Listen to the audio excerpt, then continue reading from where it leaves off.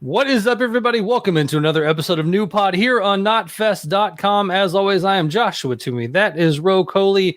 And this week we are going to take the Knotfest New Pod Bracket Challenge ourselves and also talk about how it's going so far. It's down to the final four over on Knotfest.com. So make sure to head over to Knotfest.com and cast your ballots for what's going on over there right now. But Ro and I are going to take this bracket challenge ourselves and tell you how we feel about these bands. Yes. Let's do the damn thing. As Ro gets ready for Comic-Con. San Diego. Yes. If you're in San Diego Comic-Con, make sure to find the War Machine merch booth and go say hello to Ro. Yes, it's booth 1415, and on Friday evening at 5:30 to 6:30 p.m., we will have Lacuna Coil signing at my booth, and we have an exclusive poster and a very, very exclusive, super ultra limited figure that we're doing for them. So if you're interested in checking that out, please make sure you check out everything at War Machine merch on the socials, and if you're at the show, booth 1415, make sure you stop on by and say hey. That would be awesome. Sounds good. All right. All of your wonderful faces. All right, let's do the damn thing. Let's do it. Let's do a little power of editing here, and we are now, boom, a part of the best new metal albums of all times. All right, look at that list. All right, up first we have Drowning Pool versus Linkin Park. It's a bit of a toss up there, I think. You know, I mean, I would have to. I mean, even though I was never really a fan of Linkin Park, absolutely respect what they did, and those guys are super, super nice dudes. But in a situation like this, man, I think Linkin Park changed the entire spectrum of the way labels perceived music at the time, the way we took in music. So I would have to give Linkin Park the win on that one for sure. That record also is like when we did the Stained record. This record is just a power fucking house, right? So I think that they are the Godzilla, and Drowning Pool is Tokyo. Yeah, I know that you haven't heard my many stories of playing with Drowning Pool back in the day, but my old band, pre-Primer 55 band, we actually used to trade out a lot of shows with Drowning Pool before they were signed. And Dave Williams had a lot of great times, drinking and hanging with that guy. Huge fan of this album, but when it comes down to something like this, I think I'm going to have to go Linkin Park as well. And I think you and I both agree that not the biggest Linkin Park fans, but I think in this best new metal album of all time, Hybrid Theory is going to be a tough one to beat. That's very true. That one, it like I said, it to me, it's not musically comparatively, but like. Pop culture phenomenon comparatively to the Black Album from Metallica. I agree. It was the record. I feel that those bands like System and Slipknot and all these bands that kind of came in and kind of wedged the door open a little bit, but then Hybrid Theory like blew the door off of the hinges. And so I think that there's not a whole lot of competition on that one. I think Hybrid Theory definitely gets it. Up next, we've got Kitty. I believe this is Spit versus Deftones Around the Fur, and I mean this is going to be a massacre on this one. I'll say this about Deftones. I mean, because I know you're a massive Deftones fan. So I mean that, and this record is just, I mean, Around the Fur. Come on, yeah, man, that is just the classic of classic records. So I mean, to me, they definitely do beat out Kitty in this round for sure. But Kitty also brought something to this era that nobody saw coming. So to me, they were very much the dark horse of new metal. When they came out, there were no all female bands, and they just kind of came in and crushed. But same thing. It's like they were, next to Deftones, there's not a whole lot of competition there. But that Kitty record is still like, for me, it's still like when I hear it, I love hearing how raw and just like amazing it was from back then to hear it, Right. But I mean, Around the Fur came out in the 90s, So it's yeah, like, I think that's a very different mentality, I think, also. What's crazy on all of this is that the round of 32 took place on Instagram. So if you wanted to go over to the Knotfest Instagram, you could have voted there. And Kitty actually beat out Incubus Science in the round of 32, which is a huge upset in my book. And I love Kitty. I love that record. I love Morgan, having her on the podcast, all that stuff. She, a lot of love for the Kitty group over here at the New Pod / Talk Toomey era, man. But crazy that Kitty beat out Incubus in that first round. Science is one of my favorite records of all time. Right. But also, I think for me, also, both Deftones Around the Fur and Science, like, it's almost like without those two, I don't feel like there would have been a Kitty. Right. So that's why I feel like for that bracket, it's a little wonky in that regard, to put an influencer, if you will, next to an influencee, and then be like, oh, who wins? It's like, yeah, well, the influencer, like, without that influence, they would never have been. So, that's kind of the way I feel about it. But that, like, just seeing Deftones Around the Fur on here, I feel like after we're done here, I'm gonna totally put that on. Right? Yeah, it was funny. After we did the Deftones discography, I went back and listened to Adrenaline, and I was like, you know what? Maybe it probably should have been a little higher on my list. And up next in this Sweet 16 round, we've got Dope's Life going up against System of a Down Toxicity. It's just another walloping right here. Yeah, like kind of like what I said with Linkin Park and Drowning Pool. I mean, this is Godzilla in Tokyo again, and especially Toxicity. That's the record. I mean, the first System record really blew open some doors, but Toxicity is where that shit just went into the fucking outer space. Like that's what showed that System was something else, along that Linkin Park phenomena kind of situation. Yeah, this is where I think that some of the record choices, and we're going to get into some of them later, but I think that, like, if they would have done System of a Down self-titled, might have been a little bit more of a race, to where later on down the line, there's a couple of records that I maybe would have chosen a different record by the band. But yeah, this is one where, and I also have to go with System of a Down too, because Dope in the round of 32 beat out Primer 55, Introduction to Mayhem. So now there's a bias there. Yeah, way to go, Dope. But actually, Dope is the one band that when I was in Primer, we toured with. So I heard a lot of Life. It was on the Life. I believe that was on the Life Cycle, if you want to. If you will. If you will. The Circle of Life. Let's see here. Up next, we have, I believe this is Soulfly Primitive up against Slipknot. It's funny because I was on tour with Soulfly during Primitive. So, being a part of that whole thing and everything, I mean, that is such a huge chunk of my life and what has brought me to where I am literally right now, sitting here in front of you guys. Yeah. But that Slipknot record, while it did break open doors and everything, it sort of weirdly broke open doors inside of me also, because I think I told the story before, but like, I'll never forget when, after nearly being assaulted by Clown and Corey, when they gave me their cassette sampler and I plugged it in, I just remember just my mouth just dropping and going like, holy shit, like this is going to change things. Like this officially is going to change things. Whereas with Soulfly, Primitive had just, had come out and between the Soulfly first record and Primitive, it very much had a Roots part 2, part 3 kind of thing kind of going.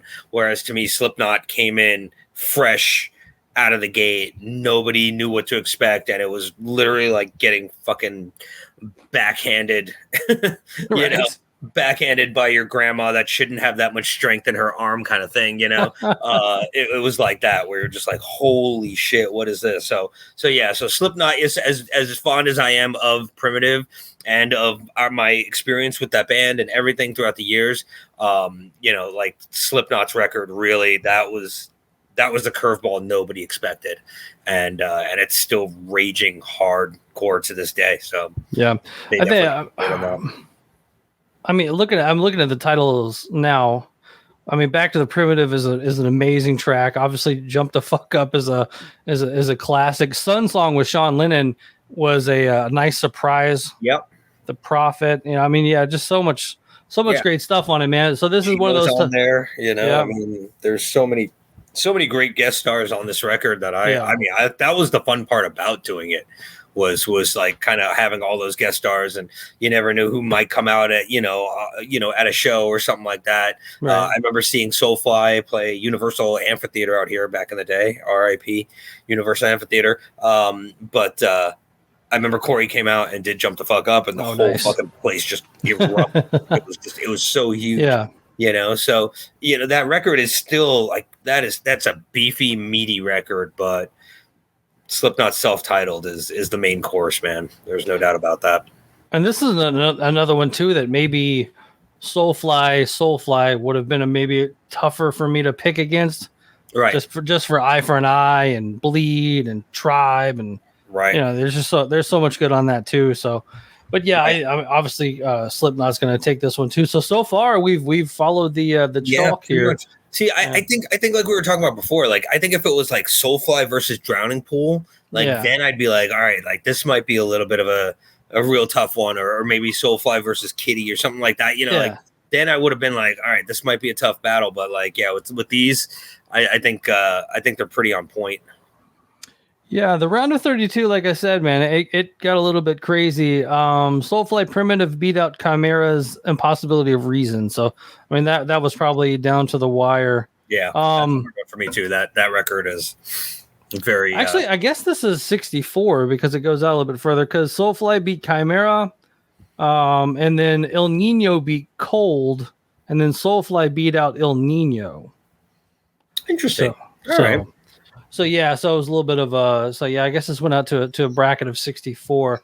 Up next we've got Korn's self-titled versus POD Satellite. Yeah, Korn all the way. Again, without Korn, there wouldn't have been a POD, in my opinion. Yeah.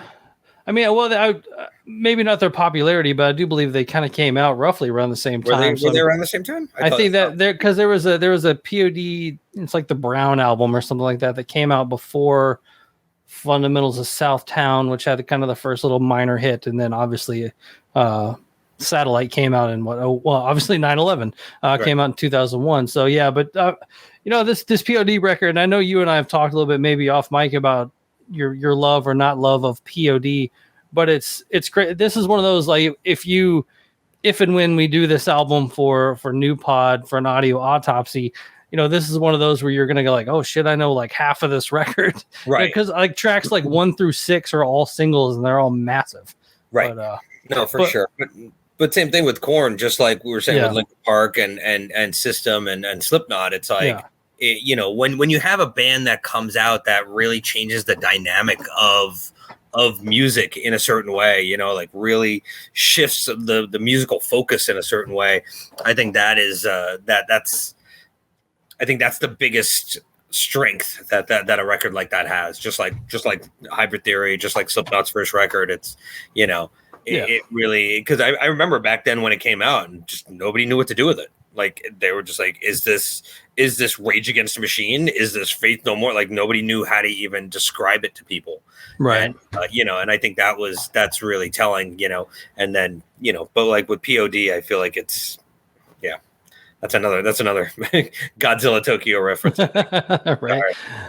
Yeah, which is crazy. I'm assuming that honestly that POD record probably sold 2 or 3 times the amount as that Korn record did too, which is crazy, right? All right. Up next, I think is my first big discrepancy here is Disturb the Sickness versus Cold Chamber.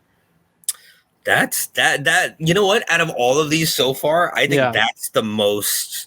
Those are the 2 closest that I look at, and I'm just like, all right, that's a tough decision on my part too. Right. I am gonna have to go with Cold Chamber just because same thing. Like when that record came out, it really blew me away. But I toured with Disturbed on Ozfest 2000, so you really got to see the audience reaction to everything, and then watching them kind of explode from that point. Right. I don't think any of us really realized how much of a runaway train Disturbed was going to be, but to me there was something a little, I don't know what the word is. There was something about Cold Chamber that felt almost like like you kind of, I don't know, for me, I felt it in my gut. Like when they would come out and do Loco in like a small club, it was like when that, when that, when that really, that first part really kicked in, it's like, you kind of felt it in your rib cage, so it's like, for me, Coal Chamber kind of holds a certain special spot for me. So I'm going with that. Yeah. I've never been a huge Disturbed fan. I never really cared for him. I never cared for Draymond voice. It's just that is one band that is just not for me. So I'm going to have to definitely go with Coal Chamber on this one. And I think if you're going to go best nu metal albums of all time, I know that first Coal Chamber record is kind of almost the definition of nu metal if you want to go with it. So Coal Chamber for me also on this one. Another one, this is going to be a tough one too. Evanescence versus Mudvayne. I believe this is LD50. Yeah. I mean, unfortunately, Evanescence for me was always right. Maybe I came in a little bit after the fact, where it maybe the nu metal thing had already kind of solidified. And, when I heard Evanescence, it just sounded like it was already prepackaged for radio. Right. And back then it was kind of like, if it sounded prepackaged like that, then you just kind of were like, really? And then you see it, climbing the radio charts, and you're like, of course it's going to. It's something that everybody can hold on to, et cetera, et cetera. Whereas Mudvayne had an ugliness to it that reflected how I am on the inside, which is ugly and gross, which is ugly and disgusting. Gaping bullet wounds in your head. Yeah. But I mean, like, seriously, it's like, but if you put like the Dig video next to an Evanescence video, it's like, it's a very different kind of nu metal fan, like, Evanescence was kind of like the cute goth girl who shops at Hot Topic, whereas like, Mudvayne was kind of the kid outside of Hot Topic who, was kind of panhandling, like, I need to get more eyeliner. Come on, man. Evanescence definitely shopped at Hot Topic, and Mudvayne definitely shoplifted from Hot Topic. I don't think I've ever heard a better way to put it, man. That nailed it. Somebody needs to put that on a fucking shirt. You nailed it, dude. I couldn't have said it better myself. That's exactly I mean, there were a few bands already kind of doing what Evanescence was doing around that time, and I think they just kind of got the push, and then obviously the kind of rappy stuff on the big single there and stuff. So, and then Mudvayne was Slipknot Junior, whatever you wanted to call him at the time. But when they came out, I mean, I was all about the face paint and, Gerg and all the weird names and stuff like that. And a buddy of mine had like the LD50 VHS making of the Dig video and everything else, man. I mean, that shit was great. I loved it. Right.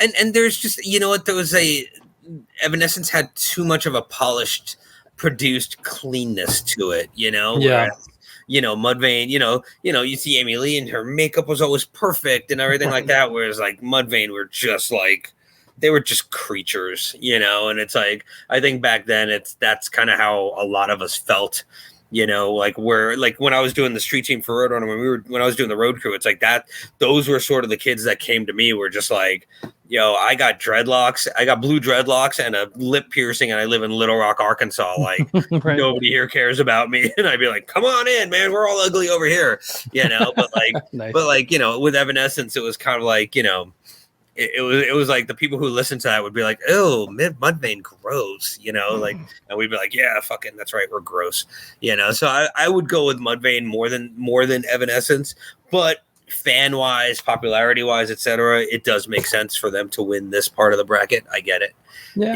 but definitely not my choice. All right, up next in the bracket, we have Limp Bizkit's Chocolate Starfish versus Papa Roach Infest.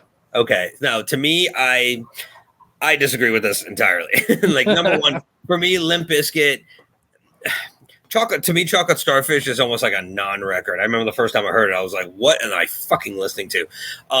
If they had put $3 bill y'alls or Significant Other even more so than $3 bills versus Infest, I would understand that 100%. But to put it next to Chocolate Starfish, I was like, okay, that's like I said, that's like, I mean, there's some bangers on Chocolate Starfish though, man. What's that? So there's some definite bangers on Chocolate Starfish though. There are, but not like the ones that were on on Significant Other. You On know, Chocolate Starfish, you've got Hot Dog, My Generation, My Way, Rollin', Get Your Groove On, Take a Look Around, Boiler. It's like it's a pretty you got packed. you got break stuff. You know, Yeah. I mean, $3 bills. You got Faith. You got Pollution. There's. I just think there was a number of other records, especially for Limp Bizkit, like that. To pick Chocolate Starfish is just, to me, that's like. I don't know. I just think there were two better records than that one, especially to put up against Papa Roach. Yeah. That's the other thing, especially Papa Roach's Infest, which, and same thing. I'm not a Papa Roach fan by any means. It was also a little too polished for me at the time. Yeah. But in a situation like this, like if it was Limp Bizkit, like if it was Significant Other or $3 bills, to me, I'd be like, yeah, that over Papa Roach any day. And I'm not really a fan of Infest at all, to be perfectly honest. I mean, obviously there's definitely the singles are on there and whatnot, but in a situation like this, I'd absolutely pick Papa Roach over Chocolate Starfish. I think that record is horrifyingly terrible. So you got Papa Roach. Yeah. Oh, man, this is a tough one because I mean, I do like Infest. You got Broken Home, Last Resort, Dead Cell, Between Angels and Insects. You know, you got some good ones on this one too, man. I never thought I'd pick Papa Roach over Limp Bizkit, to be perfectly honest with you, ever in my life. But I think I'm gonna have to go the other way on this one and pick Limp Bizkit on this one. So, I mean, we're pretty. Conversation's over. Click. Podcast done. Right. I quit. Click. All right. So we go back up to the top here. So we've got Linkin Park Hybrid Theory versus Deftones Around the Fur. Oh man, see, these are the choices now that, like, where like they start to hurt a little bit, you know. Yeah, because it's like you sit there and you're like, all right, well, Hybrid Theory, like I said, man, that changed the rules to things, whereas Around the Fur was like, I was listening to that on my cassette Walkman. Yeah, like it's so you sort of have history versus cultural significance in a really weird way, right. Fuck, dude. But this is also like Roe's best new metal album of all time, kind of thing too. So. Yeah, I guess so. I mean, then I would have to go with Around the Fur. Yeah. I mean, I know that Linkin Park is the reason why a lot of kids got into metal, new metal, whatever. I don't care if it's Slayer or fucking whatever. It was really a transition for a lot of kids to get into bands like Slipknot and Korn and everything like that. So it definitely has a cultural significance. But Around the Fur, those songs are they're just sexy. Yeah, yes, they are. It's crazy about that Linkin Park record is my youngest son is 8, and he was kind of skipping through, TikTok videos or was YouTube shorts, but a Linkin Park song came on, like in the background of something, and he sang along with it. Right. And he's 8, right. And it's not like, and I'm not playing it in the car. Right. You know what I'm saying? Like, how do you even know this? What kind of degenerates are you hanging out with at summer camp? Right. Are you on drugs, son? Right. How do you know? Like, there's no reason you should be feeling so numb at all. You're 8. Right. Like, I really get this song, Dad. Like, what? Why? You're playing with Power Rangers, not feeling Chester's singing to me. Singing. How do you know his name? Yeah, right. Yeah. Also, I'm going to go Deftones on this one. I just can't. No, but especially for you, I definitely like that's a no-brainer. So, Toxicity versus Slipknot self-titled. Whew. Okay, for me, I'm going Slipknot self-titled. For me, in my personal opinion, while Toxicity is a great record, I feel like maybe it's because I live in LA and it's just a thing here, but like, I feel like it's so overplayed that right. If Toxicity or Chop Suey comes on the radio, typically I'll change it. But if Eyeless comes on Sirius XM, like I crank that shit hard. So for me, if it was Slipknot versus SO8's first record, maybe that might be a little bit different. Yeah. But to me, Slipknot's first record is just, I felt that on a primordial fucking ooze kind of part of my DNA kind of thing. So I want to go. I'll go with that because that shit was just furious. Nobody knew what to do with that when it came out. By the time Toxicity came out, everyone was kind of used to System. They knew them. They kind of broke through a little bit, but like when Slipknot came in, that brought ugly to the radio, and nobody was ready for the ugly. And I still revel in the ugly. Oh, this is a tough one, man. I just pulled both records up. Obviously, Prison Song, Deer Dance, Chop Suey, Forest, Science, Shimmy. Shimmy is crazy. I love it, man. Toxicity, the song, Psycho, Aerials is a. It's like every song is a song you hear on the radio. Every single song. And then Slipknot self-titled is. I mean, just Wait and Bleed. I mean, come on, yeah, fucking eyeless, servicing, Spit It Out. Spit it out. I mean, even when you get into the later parts of the record with Tattered and Torn and just and Liberate, it's like it just never. Even the creepy songs just never let up. It's like the whole thing is just, and even just I still love listening to that intro track. The whole thing I think is sick. The whole thing, just that. It's like in a weird way when I hear it, I feel the same, like almost butterflies in my stomach of like when I would be in like right before they went on at a venue and you're on the floor and that in about 2 seconds that place is going to explode. Right. And it's just like it still gives me that almost weird excitement, anxiety feeling when I hear it because the song right after that is Sick, right? So it's like dun, dun, dun, dun, dun. It's just like it just explodes. And that's why that record is just relentless and repentless, to quote a Slayer song, Right. All right, so you're going Slipknot. I think I'm gonna go Toxicity on this one, man. I think this is the Toxicity is just a monster record. I mean, but like we said, we're at this point of the thing where you really can't go wrong. Right. All right, let's see. Next up, we have Korn versus Cold Chamber for Row. Korn versus Cold Chamber. I would have to go with Korn. As much as I love that first Cold Chamber record, Korn was the first time I ever heard a metal band that was so vulnerable, right? Because back then, I mean, when did that record come out? 94, I think it was 95.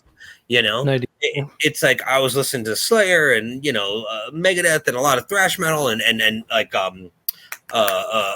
Biohazard and things of that nature. So a lot of that stuff was like, be hard, like don't take any shit and da da da. Right. But then like with Korn, it was very much like, oh shit, like this is what I was dealing with in high school. This is, being bullied. This is, being called a faggot. This is being, these were the parts of me that I kind of used Slayer and stuff to sort of cover over. Like, I don't want anybody to see those parts of me.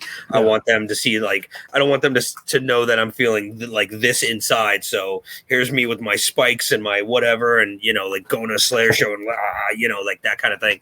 And Korn was really the first time where I was like, oh, fuck, like this band is showcasing what all these people are feeling on the inside that nobody's really thinking about and nobody's talking to, and I always felt like that was such an important record. Whereas when Cold Chamber came out, I mean, they did a similar thing, but I don't think it was as visceral as Korn's debut record.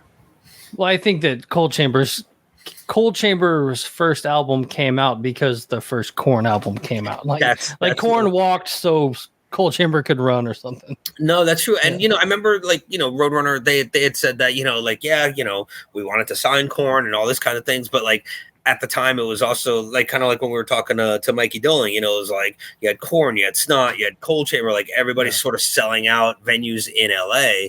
So, when you couldn't get Korn, all right, cool. Well, who's sort of next? And, it kind of became like, oh, okay, Cold Chamber's here. And, everybody had their support from the LA scene also. But I think that was, in a weird way, that was sort of Roadrunner's sort of consolation prize in a way. But not to trivialize Korn and Cold Chamber rather in that regard at all. It's not like they were like, oh, here's your free toaster, like good luck.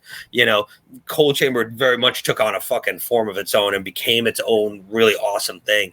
But I think you're right though. I think without having Korn break through what they broke through, you wouldn't have had a Cold Chamber able to break through the way they did either. Right. And I'm going Korn also on this one. Let's see here. Mudvayne versus Papa Roach for you. Yeah, I would go Mudvayne. Papa Roach. It's funny. I saw Papa Roach at CBGB's a long time ago. Their publicist was like, please go and check this band out. And I just remember seeing them, and they were all just wearing black T-shirts and black pants, and they all just kind of had these same moves and everything. And I was like, right. what am I watching right now, And then eventually, when they became big, I was like, well, all right. I mean, I guess that's just the way it is. But like I said, Mudvayne. So to me, Papa Roach was very much on that like Evanescence, clean, produced kind of tip, where it's like you kind of go, okay, well, I can see why they got big, because they were very clean and proper, and or just they're not ugly, they weren't rough edges, it was very produced. Whereas Mudvayne to me was where my head was and is, where it's kind of just got that raw, roll up your sleeves, getting down and dirty in the mud kind of music. So for me, Mudvayne versus Papa Roach. I know Papa Roach has the popularity in the records, blah blah blah, but to me, Mudvayne was the substance. All right, and I have Mudvayne versus Limp Bizkit. So I've got Mudvayne LD50 versus Limp Bizkit Chocolate Starfish. I like Mudvayne. I love Limp Bizkit, so I think Limp Bizkit's gonna have to take this one for me. I'm oh, damn it, the damn podcast is over again. The power of Christ compels you, God. Who do you think you are? Yeah. Great record, but it's it's definitely not it's no Chocolate Starfish, I'll tell you that much. That's for sure. All right. So we're down on that one. So we're down to our final four. So you have Deftones versus Slipknot. So Around the Fur versus Slipknot. Wow. That's like one of those times where you want to flip the coin and hope it lands right on the fucking edge. And you're like, good, everybody wins. Right. That's a fucking tough one, man. That is a real that whatever decision I make, part of me is gonna be really hurt. But in this case, I'm gonna go with Slipknot. Oh man, that does hurt, because it's like I can hear all of those Deftones Around the Fur songs in my head going, what the fuck, man? But that Slipknot record, that was also a record when I was doing the road crew for the Roadrunner, when I would have my street teamers contact me, when they weren't street teamers yet, but they would be like, I used to be into rap and all this stuff, and then I heard Slipknot, and now all I want is metal. Right. So for me, for kind of where I was, what I've done, etc., Slipknot was very much the gateway drug for so many of my street teamers who sort of kind of crossed over from the clean hip hop and R&B stuff to something a little bit uglier, so that record just kind of works for so many levels for me on that, in that regard. But man, that Deftones record is just it's such a that's such a close race. It's literally neck and neck. So, but I'm gonna go with Slipknot on that one. All right, so I have Around the Fur versus System of a Down, Toxicity. Yeah, that's another tough one, dude. Right? I'll give you that one. You know what I think? Which kid do you like? Do you love more? That's one of those. Well, if I'm going to go with that kind of that kind of theory, I'm going to have to go down. I'm going to have to go Around the Fur on this one, just because. I mean, this was a pivotal 1997 record. Yeah. Year I graduated high school. We were traveling from, we would leave from Nashville, go to Atlanta, St. Louis, Louisville, like everywhere Deftones were at, we were at. And, the Chino and the gang just changed the game so much, changed style and, just made, like we've talked about, man, they've made metal sexy. They made music. Just a lot of moaning in some Deftones tracks. But you know what? Not only that, you brought up a really good point about it being 97, in that, you're also talking about System when Toxicity came out. The internet was in full swing. Mm-hmm. The way we consume music was different. Street teams became such a thing, all that kind of stuff, versus this kind of organic nature of 97, very infancy of internet kind of vibe. Like you weren't like, oh cool, I'll just email you this song and check out Labia or whatever, like right. You didn't do that. That wasn't even a thing. That wasn't even a concept back then. So I see where you're going with that too, where it's like, it just kind of has that more organic feel before we sort of became tainted by the internet. Yeah. Yeah, I mean, like we've talked about on the Deftones album, on the Deftones discography episode. I mean, White Pony was the first album that we ever truly found on Napster from start to finish before it came out. Before it came out, right? so yeah, that's a lot of things changed between around the Fur and White Pony. All right, so your final four bracket: Korn versus Mudvayne. Korn, absolutely.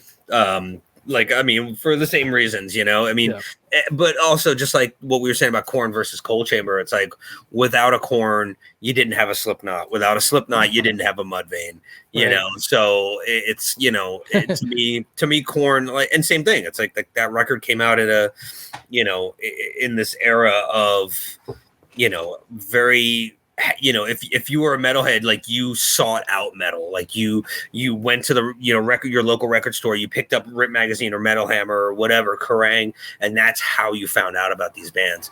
Whereas by the time Mudvayne came out, I think we were very much in that transition period of internet and everything like that.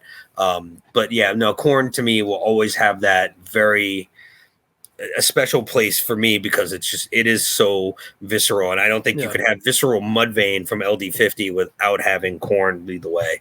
So I'm going Korn's debut record for sure. Yeah, and not for nothing, that album cover was always so fucking creepy and terrifying.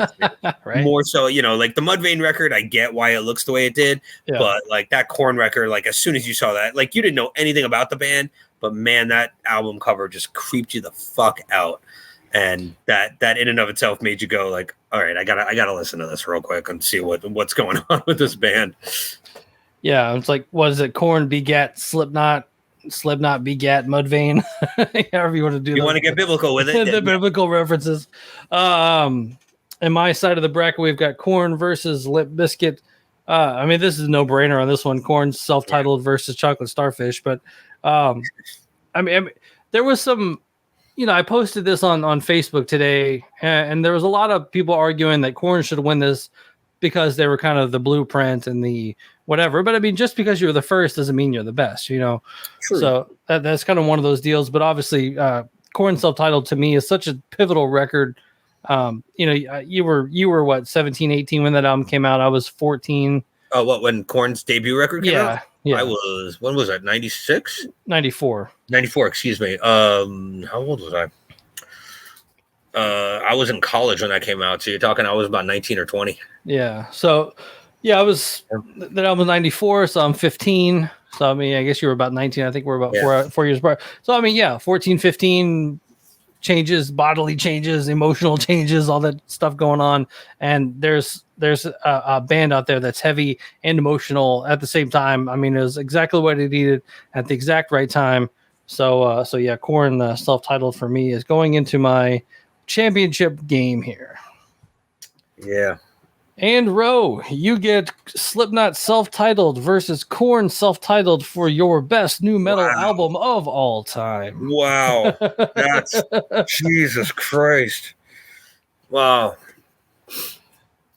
That makes me feel like I'm pitting my cats against each other, Right. like, I love you both. I hope one of you wins. And I hope the other one's not hurt too much. That's fuck, dude. That might take me a second. Just because, I mean, for all the reasons of the Slipknot thing, but you know what? I'm going to say Korn on this one, because back when Korn came out, I was doing my fanzine, Shock to the System, when I was in college. And, I was in a weird way,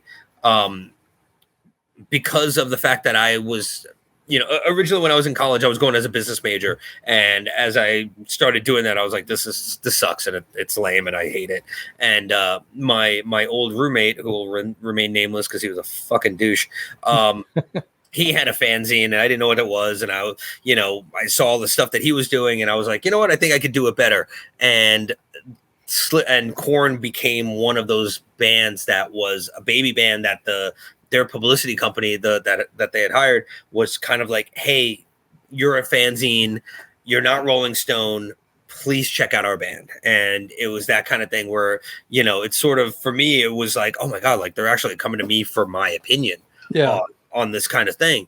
And Korn was that band, was one of those bands where I was like, Korn, like, hey, okay. And then I remember listening to it, and then not too long after that, I saw them play their first show in New York with House of Pain and Biohazard, and it was one of those things where you're just like I don't even know what this is, but I know that I'm weirdly on like I'm at the forefront of this right now, and I don't even know what I'm at the forefront of, but something is happening. Something is really happening. And then and again, in a weird way, Korn, like you were saying, like Korn begat right. Cold Chamber, Korn begat Slipknot begat Mudvayne. In a weird way, that's kind of how it is for me. It's like Korn begat my journey into this. Whereas Slipknot was kind of like adding nitrous to my car kind of thing. Right. Korn was my car, and adding Slipknot was the nitrous. So I'm gonna have to say Korn debut record as the best nu metal record of all time. All right, because Daddy, like that song "Daddy Alone" with Jonathan weeping at the end, like there's not for nothing, but that part versus like Slipknot's like the guys watching like some weird twisted porn and like vomiting, like it's like two very different kind of like secret track kind of things, Right. But that was the whole thing was Jonathan weeping at the end of that, and all of it was so. It was so emotional that it's I think it really hit a certain emotional point for me that I'll never forget. So for me, I think it's Korn's first album is definitely the best one. All right, and my championship round is Deftones Around the Fur versus Korn, self-titled. And I think you gave me some time to think since you went first on that one. And I think Korn laid the foundation for everything. For every album on this list, Korn is like the foundation, and everybody built whatever they wanted to off of it. They, some people went this way with it, some people went that way with it. Evanescence went operatic, and nu metal, and Disturbed went the Marines, the oorahs and stuff like that. Right. But Korn laid the foundation and like got us all into this thing. But I'm gonna go back to Deftones, man. They took it, they made it sexy, they made it cool looking. They had some swagger to it. So I think my championship round is Around the Fur on this one. Wow, no kidding. No, you know what? I can't say no kidding. It's absolutely understandable for sure. Because again, it really is when and how those records really permeated the our consciousness, because same thing, like there's no real songs from Korn that like made it to pop radio, and same thing with Deftones. So it's kind of like it became those two records sort of became our records, before anybody else was singing Ring Around the Rosie and all that kind of stuff. Like it was kind of like this was for us. So that's why I definitely understand your reasoning for having Around the Fur, because I mean that is just a brilliant goddamn record, man. Yeah, and that's what's great about these brackets is you could do it again and be like, what, that Soulfly Primitive does beat Slipknot, and what I'm saying, like you could do it so many different ways. Right. But like if I had Impossibility of Reason versus some of these that and then it came down to like Impossibility of Reason versus Slipknot, I'd be like, oh, this is really tough now. But I think in the end for me, Korn will, like, they were the blueprint. Yep. They were the blueprint, and we can't even have a bracket situation like this without them sort of being the king of the whole thing. Absolutely. That's the way I look at it. But I think this bracket thing was super fun. I would love to do it again with something else. Yeah, we can definitely do it again, man. So as we recap, Korn wins Rose bracket. Deftones Around the Fur wins my bracket. And if you want to go head over to knotfest.com, click on the bracket challenge. Yeah. They currently have, let's see, I guess cast your vote. Cast your vote now. Yes. The final four over at the knotfest.com best nu metal album of all time is Linkin Park Hybrid Theory versus System of a Down Toxicity. Korn self-titled versus Evanescence Fallen for their final four. For fans, that is a tough fucking choice, man. Yeah, that's definitely a tough one, man. I was looking at the at the results earlier, or the, you know, kind of the live results, I guess, how you want to go with it. Let's see what we got here. Right now, as we record, System of a Down is winning 66% of the vote with about, what is that, 4,000 votes in right now. So System of a Down's winning over Linkin Park's Hybrid Theory. Wow. And Korn, Self-Titled, and Evanescence. Oh, wow. Almost 13,000 votes. Evanescence is got 60% of the vote right now. So Really? The Evanescence fans are just coming out of the woodwork right now. You know, I mean, but again, it's, you know, we're talking about Evanescence when they came out. Yeah. You know, they hit radio immediately, you know, as opposed to Korn, where it really took, you know, it wasn't toward until like the end of Life is Peachy when, you know, they really started to permeate radio. And then once Follow the Leader came out, that's when they fucking hit the radio and everything was insane for them. But I think that's kind of it. I think, you know, more people remember hearing Evanescence on the radio as opposed to having to discover Korn's first record. Yeah, this one must be like in some Evanescence subreddits or something, you know. It's you know, because that's crazy. I mean, if you want to go best new metal album of all time, you know, that's a tough one. Yeah, but I mean, but I get it. Like I said, I mean, you know, I think about the people who do like Evanescence. It's, you know, it speaks on, you know, it's the clean vocals, you know, it's there's just a lot. I mean, and like I said, just, you know, when people are exposed to it on the radio, especially first, as opposed to having to discover it, I think that's a very different mentality that people tend to have. But I mean, I get it in that regard. But for me, Korn's first record it will always be the blueprint. That'll always be the go-to. And I will go with, once again, Deftones Around the Fur. So I think that will do it for this episode of New Pod here, Knotfest.com. Make sure you guys are rating, reviewing, subscribing, all that good stuff. Head over to the Instagram now is NewPod1999, NUPOD1999. We're going to be doing a lot more with that, doing some Instagram reels and all that great stuff. Yep. And so make sure to head over, follow the Instagram page. Follow the you know, subscribe to the podcast, rate and review, head over to the YouTube, make sure to leave some comments and likes and all that good stuff. Subscribe, comment, let us know let us know what you guys want us to talk about too. If there's a record you want us to deep dive on, if there's a record you want us to really kind of hone in on, or if there's even a band that you know of that you're like, how are you guys not covering this? Let's check it out. Let's see what's what, because there's a lot of bands out there and they're fucking amazing, and we only have so much time in the day to listen to all the bands. So if you guys have one that you guys are really passionate about, we would both love to check it out. So yeah, definitely let us know. So for the New Pod here over knotfest.com, I've been Joshua Toomey. That is Kohli, and we will talk to you guys next week. Yes. Take care, everyone. Come to San Diego Comic-Con. Woo!